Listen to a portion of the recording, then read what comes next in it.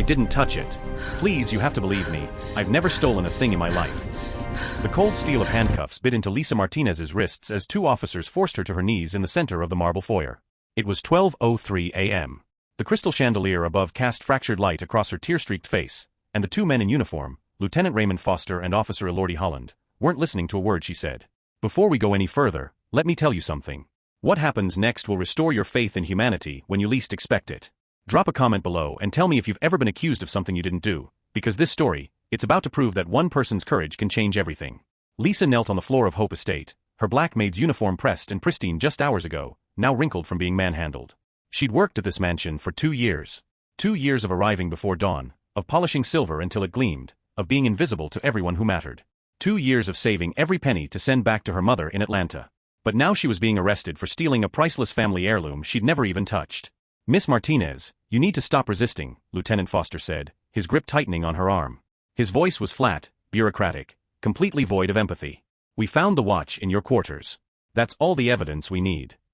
In my quarters? Lisa's voice cracked. That's impossible. I've never been near the family vault. Save it for the station, Officer Holland interrupted, already pulling her to her feet. You people always have an excuse. You people. The words hung in the air like poison. Lisa's throat closed. Not here. Not like this. She wouldn't give them the satisfaction of seeing her break. But her legs were shaking, her vision blurring with tears she refused to let fall. Then, cutting through the suffocating silence, came a voice that stopped everyone cold. She's not going anywhere. Every head turned. The man descending the grand staircase didn't just walk into a room, he commanded it. Jung Hope, CEO of Hope Global, moved with the kind of quiet authority that made powerful men nervous. His tailored navy suit was impeccable even at midnight, his dark eyes sharp and assessing as they swept across the scene before him. He wasn't supposed to be home. He'd told the staff he'd be in Seoul for another week. But here he was. And the two officers who'd been so confident seconds ago suddenly looked uncertain.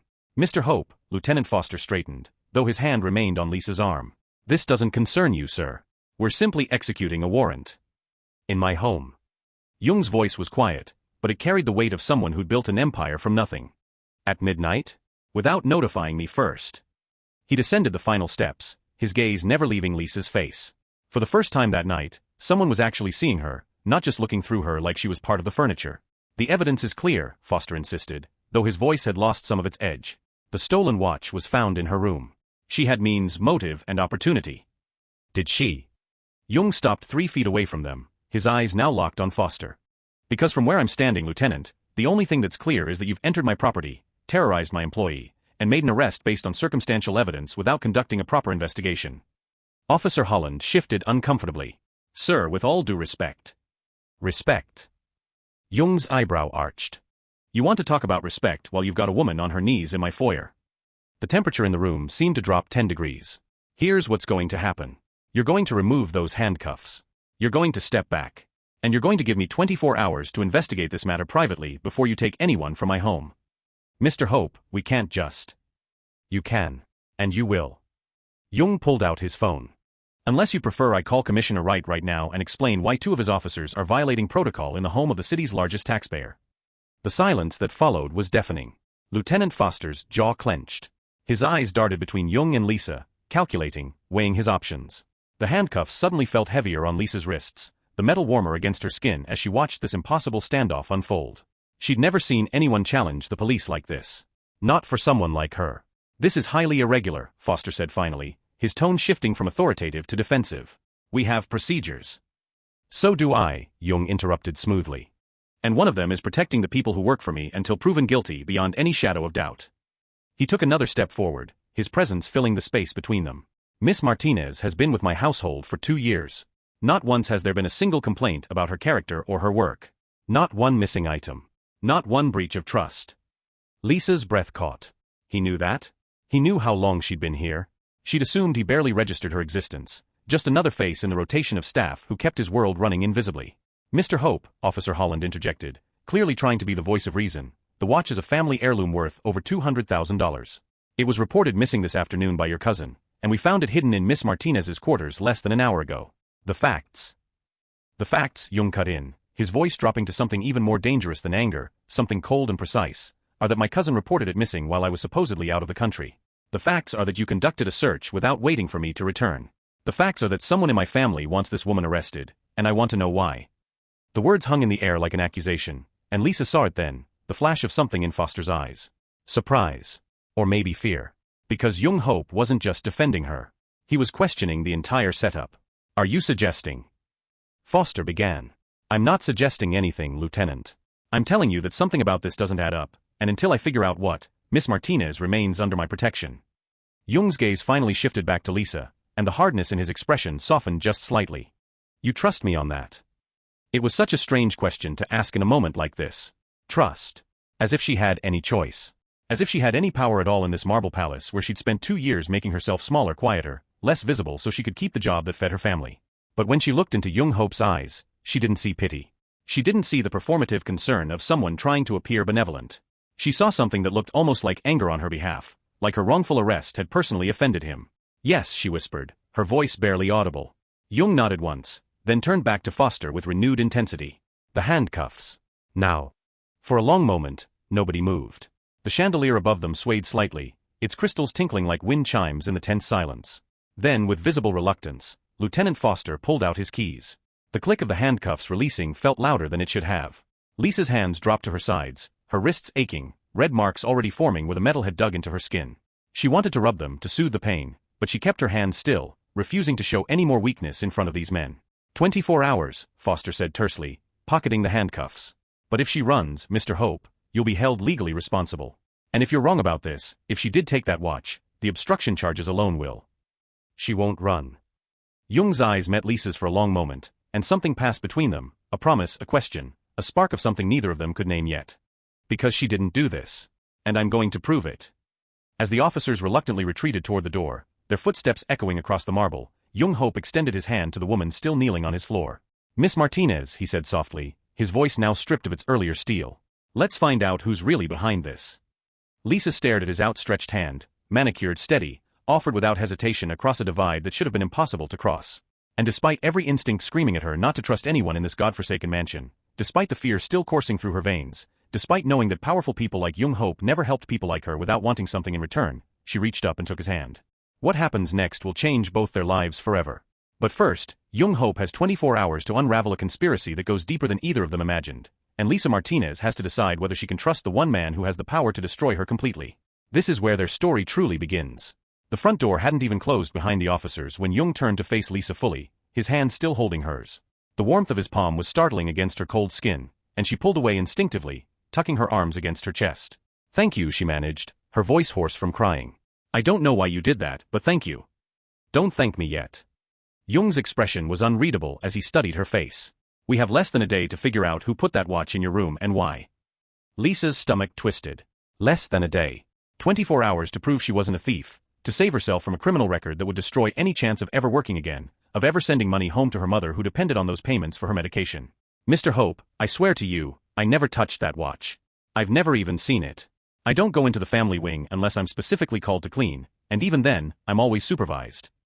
I believe you. The words were simple, direct, and they hit Lisa harder than she expected.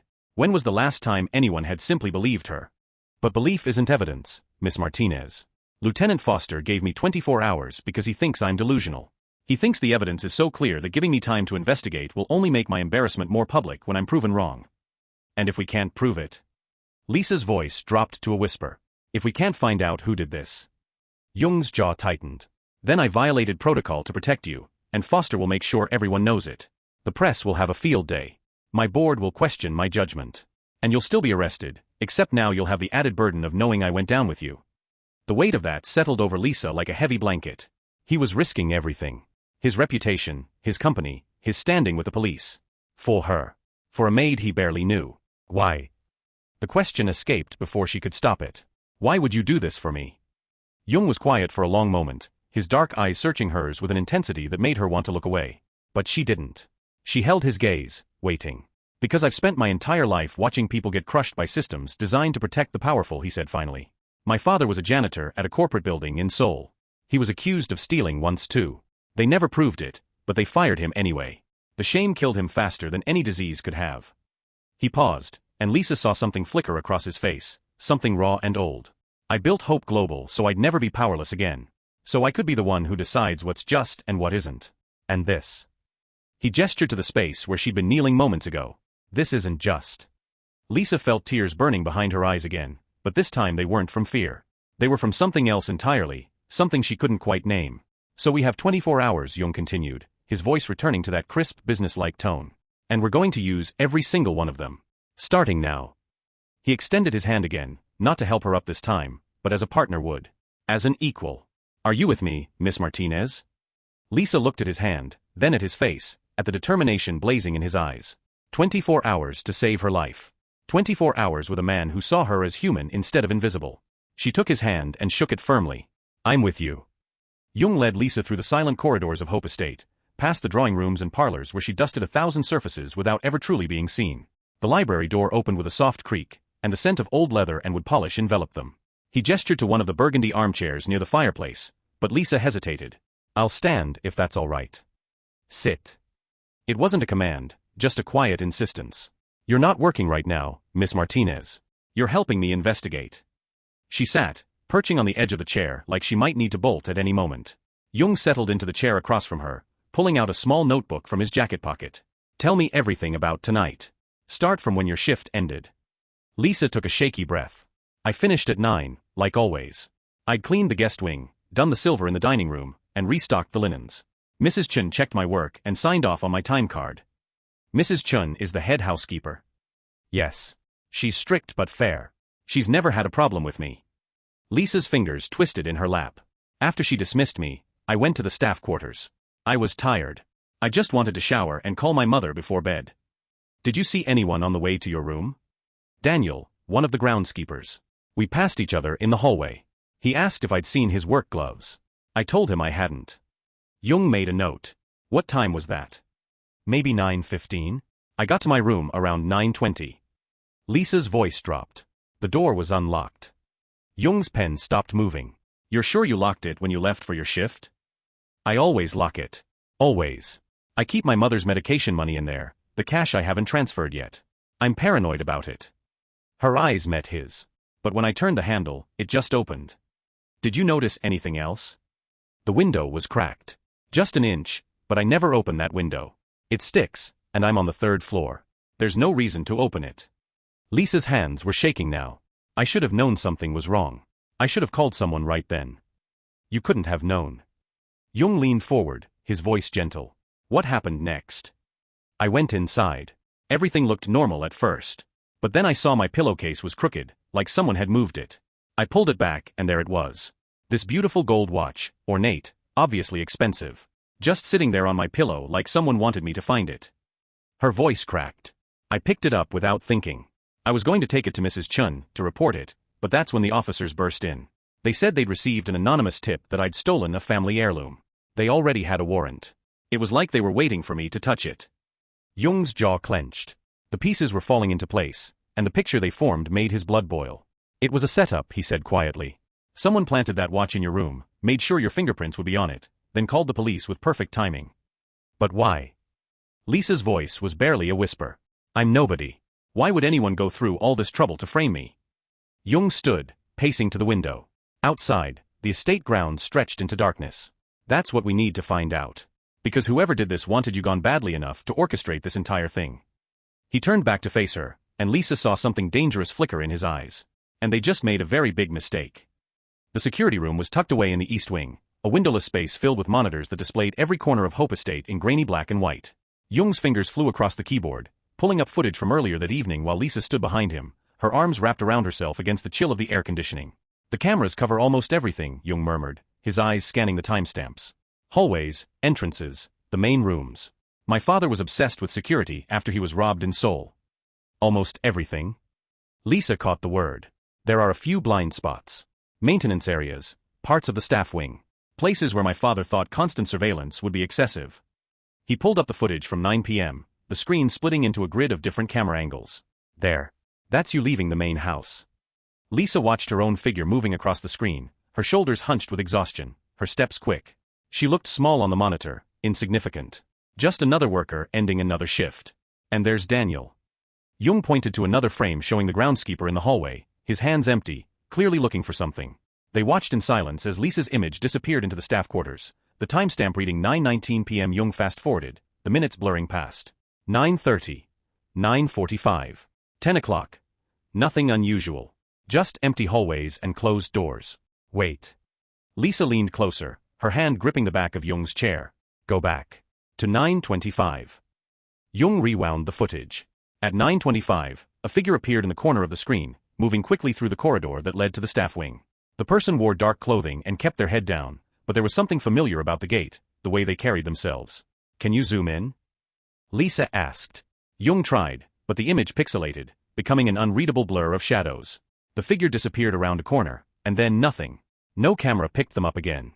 That corner, Lisa said slowly, her mind working through the geography of the estate. That leads to my hallway, but there's no camera there. I always thought it was strange. It's not strange. Jung's voice had gone cold. It's intentional. That hallway was added during a renovation 5 years ago. My uncle Marcus oversaw the security installation for that wing. He pulled up a blueprint on another monitor, tracing the camera placements with his finger. Look. Every other hallway has coverage, but that one has a 30-foot blind spot. Just enough to access the staff rooms without being recorded. Your uncle designed it that way? Or someone who knew about it? Jung stood abruptly, his chair rolling back. Only family members have access to these security blueprints. Only family members would know exactly where the cameras can't see. Lisa's breath caught. You think someone in your family did this? I think someone in my family knew exactly how to do this without getting caught. Jung turned to face her, and she saw fury burning beneath his controlled exterior. That figure in the footage, they knew where to walk. They knew the timing.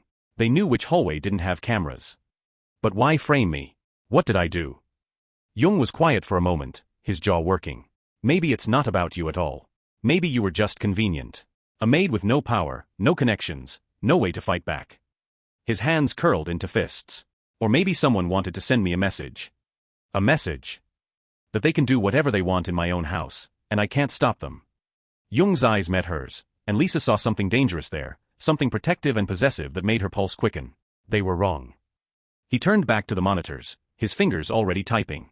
We're going to find out who that figure is. And when we do, they're going to wish they'd picked a different target. Lisa watched him work, this man who barely knew her but was tearing through his own family's secrets to save her. 24 hours suddenly didn't feel like enough time. Not nearly enough. The pounding on the library door came at 3:47 a.m., sharp and aggressive, shattering the quiet focus they'd built over the past few hours. Jung's head snapped up from the documents spread across the desk, his eyes meeting Lisa's across the room. Police. Open up. Lieutenant Foster's voice carried through the heavy oak, and Lisa felt her blood turn to ice. It had barely been 4 hours. They still had 20 left. Jung moved quickly, grabbing her arm and pulling her toward the far corner of the library. Behind the bookcase, he whispered urgently. There's a passage. My father built it during the original construction. Mr. Hope, I will break this door down if necessary. Jung's hands found a section of carved molding, pressing it in a specific pattern. A section of the bookcase swung inward with a soft click, revealing a narrow space barely wide enough for a person. Lisa's heart hammered as she squeezed inside, the smell of old wood and dust filling her nose. Don't move. Don't make a sound. Jung's eyes held hers for a brief moment, and she saw something fierce there, something that promised he wouldn't let them take her. Then the bookcase closed, plunging her into darkness. She heard Jung's footsteps crossing the library, the sound of the lock turning, the door opening. Lieutenant Foster. Jung's voice was cool, controlled. It's not even 4 in the morning. I thought we had an agreement. Agreements change when new evidence surfaces. Foster's boots struck the hardwood as he entered, and Lisa pressed herself further back into the shadows, her breath shallow. We received another anonymous tip an hour ago. Someone claims they saw Miss Martinez with the watch 3 days before it was reported stolen. That's convenient. That's evidence, Mr. Hope. And it means your employee had the watch longer than she claimed. Which means she lied to you, and you're protecting a thief. Through the crack in the bookcase, Lisa could see Foster moving around the library, his eyes scanning every corner. Officer Holland entered behind him, his hand resting on his belt near his weapon. Where is she? Foster demanded. Sleeping. In the guest wing, under supervision. Jung didn't miss a beat. You want to wake her at 4 in the morning based on an anonymous tip? The same kind of anonymous tip that started this witch hunt in the first place.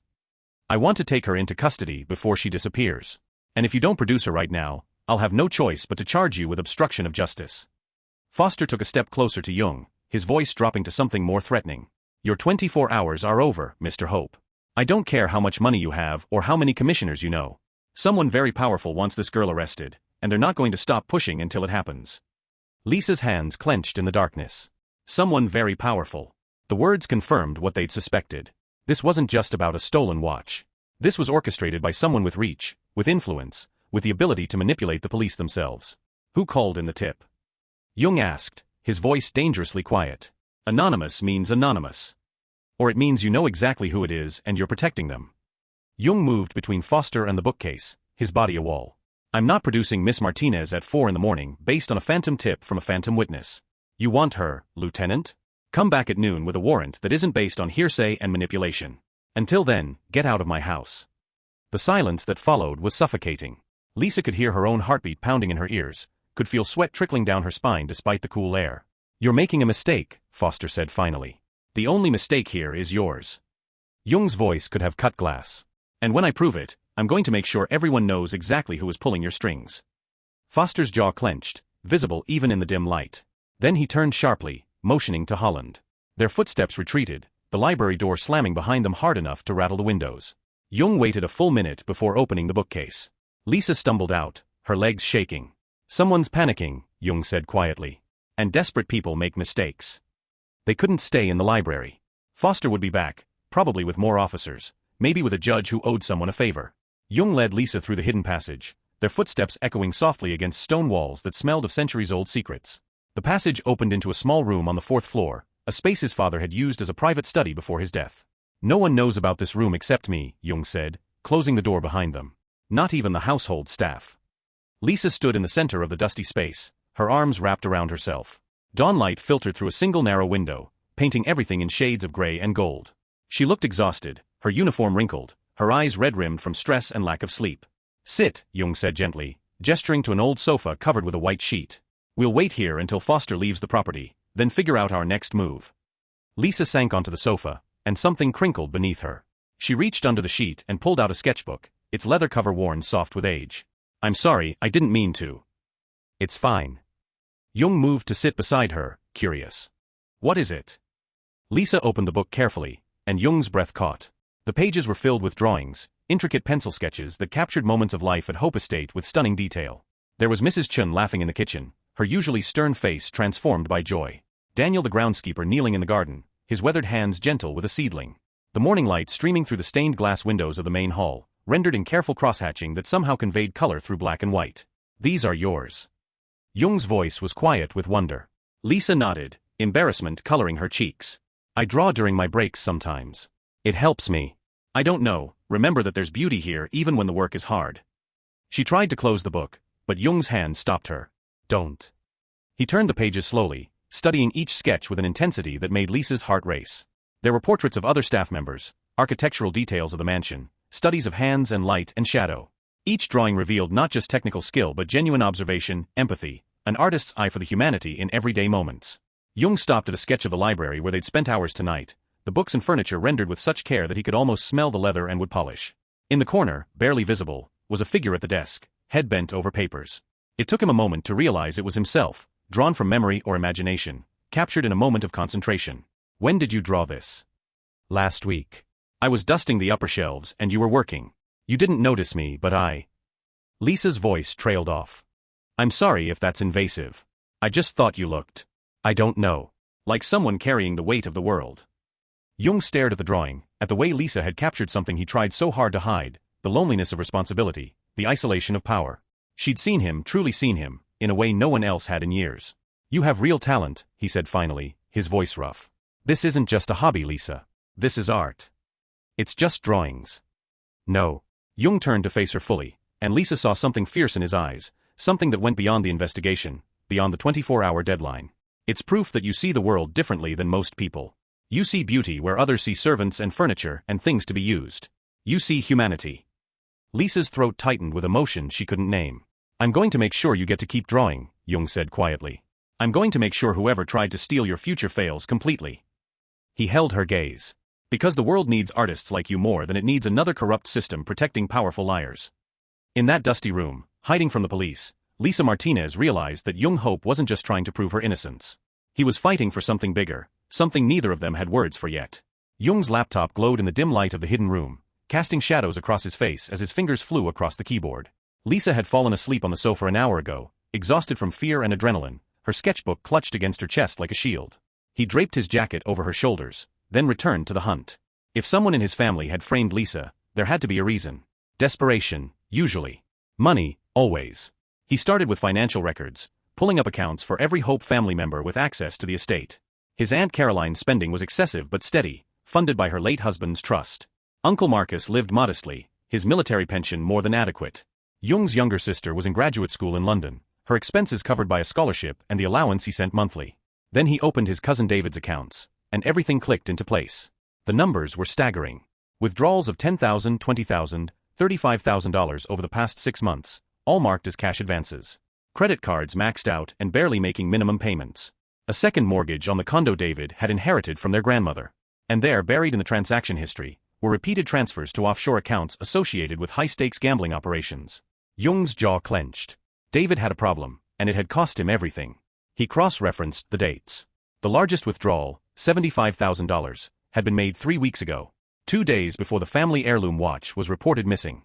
The same watch now sitting in an evidence locker downtown, covered in Lisa's fingerprints. Jung pulled up the watch's insurance appraisal. Value, $220,000. More than enough to cover David's debts with money left over to start fresh. It was supposed to look like a simple theft, Jung murmured to himself, the pieces assembling in his mind with terrible clarity. Report the watch stolen, claim insurance, pay off the debts. But insurance companies investigate family members first. He needed an external thief. Someone with access but no power. Someone no one would defend. Lisa stirred on the sofa, and Jung glanced over at her sleeping form. She'd been perfect for David's plan. A black maid with no family in the city, no resources to fight back, no connections to powerful lawyers or sympathetic media. Someone the system would chew up and spit out without a second thought. His cousin had calculated every angle except one. He hadn't counted on Jung coming home early. Jung opened his email and started typing, his anger transforming into cold strategy. He needed proof that would hold up in court, evidence that even Foster couldn't ignore. David's financial records were damning, but circumstantial. He needed a confession, something concrete. An idea formed, risky but necessary.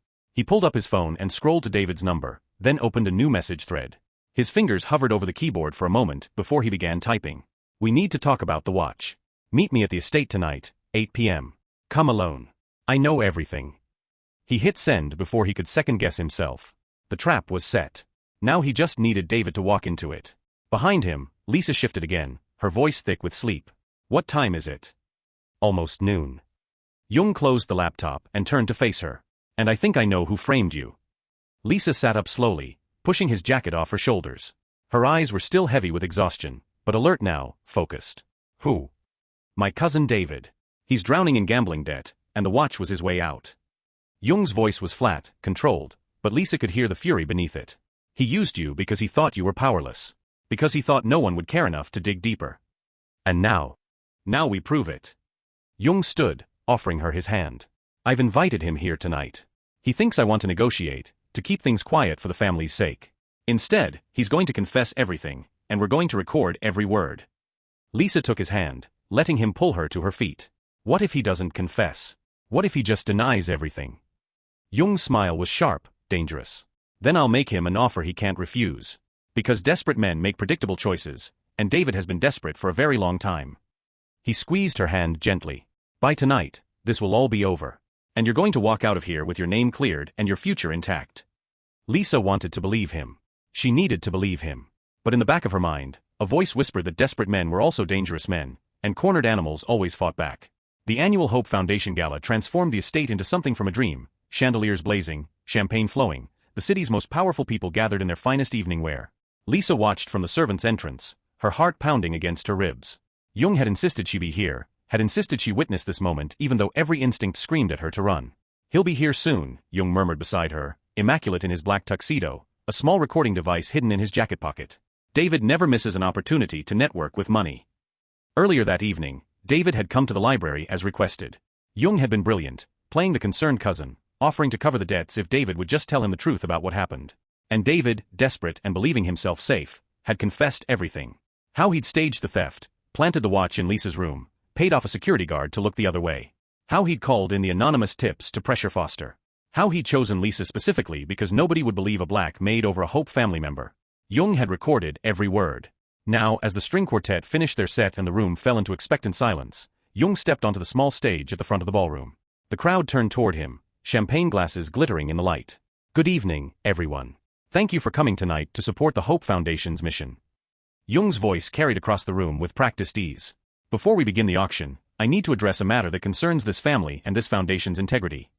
Lisa saw David near the back of the room, his face pale, his eyes locked on Jung with growing alarm. 2 nights ago, one of our household staff members was falsely accused of theft. Her name is Lisa Martinez, and she has worked for this family with dedication and honesty for 2 years. Jung's gaze swept across the crowd, landing on various board members, journalists, society columnists who would carry this story to every corner of the city. The accusation was a lie, orchestrated by someone who believed that power and privilege would protect them from consequences. Murmurs rippled through the crowd. David was pushing toward the exit, but Jung's security team had already positioned themselves at every door. I have a recording I'd like you all to hear. Jung pulled out his phone, connecting it to the sound system. This is my cousin, David Hope, confessing to fraud, evidence tampering, and conspiracy. David's voice filled the ballroom, clear and damning. I needed the insurance money, Jung. The debts were going to destroy me. So I took the watch and planted it on the maid.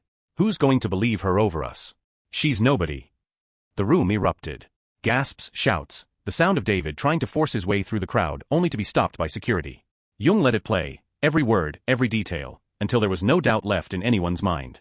When the recording ended, the silence was absolute. Lisa Martinez is innocent, Jung said quietly, his eyes finding hers across the room.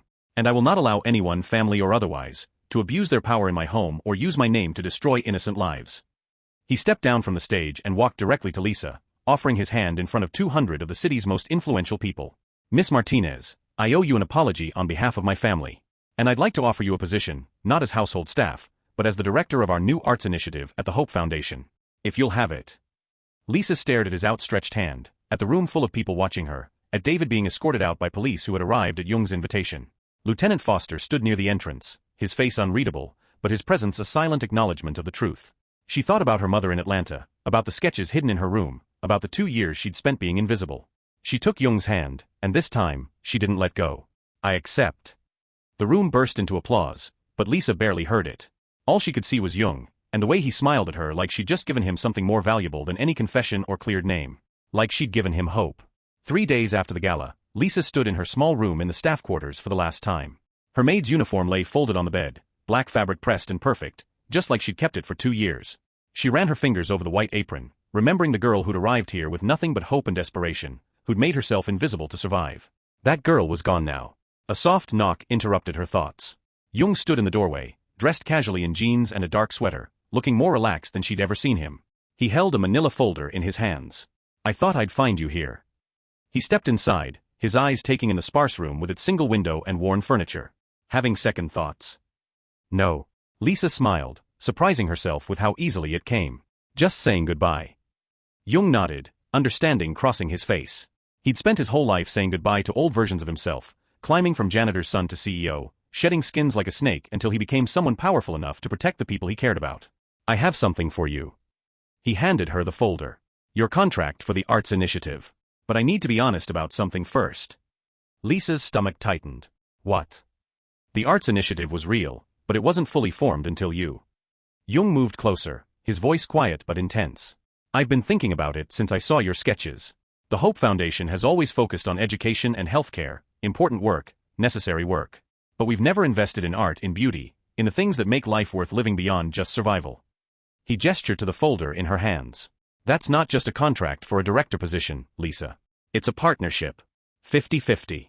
You'll have full creative control, full decision-making power. I'll provide the funding and the infrastructure, but this is your vision to build. Lisa opened the folder with trembling hands. The contract was exactly as he described, her name listed as co-founder and creative director of the Hope Arts Initiative. The salary made her dizzy. The benefits and resources available made her want to cry. Why? The question escaped before she could stop it. Why give me this much power? This much trust? Jung's eyes held hers, and she saw something in them that made her breath catch, something that went beyond gratitude or guilt or even justice. Because you see people, Lisa. You saw me when I was just a figure behind a desk. You see beauty in groundskeepers and housekeepers and the way light falls through stained glass. You see the humanity that people like David spend their whole lives ignoring. He took a step closer, close enough that she could see the silver flecks in his dark eyes. And because somewhere between midnight handcuffs and hidden rooms and recorded confessions, I stopped seeing you as my employee and started seeing you as my equal. The air between them felt charged, electric. Lisa's heart pounded so hard she was certain he could hear it. Partners then, she whispered. Partners. Jung extended his hand, but this time when she took it, he didn't let go. He pulled her closer, slowly, giving her every chance to pull away. She didn't. I need you to know something else, he said softly. This partnership, it's professional, it's real, it's everything I said. But if you want it to be more than that. He paused, vulnerability flickering across his face. I'd like that too. When you're ready. If you're ready. Lisa looked at him, this man who'd risked everything to save her, who'd seen her worth when the world insisted she had none, who'd handed her not just freedom but a future she'd never dared imagine. She thought about her sketches, about the drawing of him bent over his desk carrying the weight of the world. She thought about how they'd spent 24 hours unraveling a conspiracy, how he'd hidden her behind bookcases and believed her when no one else would. I'm ready, she said. And when Jung Hope kissed her there in that tiny room where she'd once been nothing more than a uniform and a set of invisible hands, Lisa Martinez finally understood what it meant to be truly seen. The uniform stayed behind. But everything else, everything that mattered, she carried with her into a future that suddenly felt limitless. Thank you for watching this story to the end. If you enjoyed this story, you will surely love the next one. It's as interesting and even more intriguing as can ever imagine. So do check it out. Click on the image showing on your screen right now to watch the next one.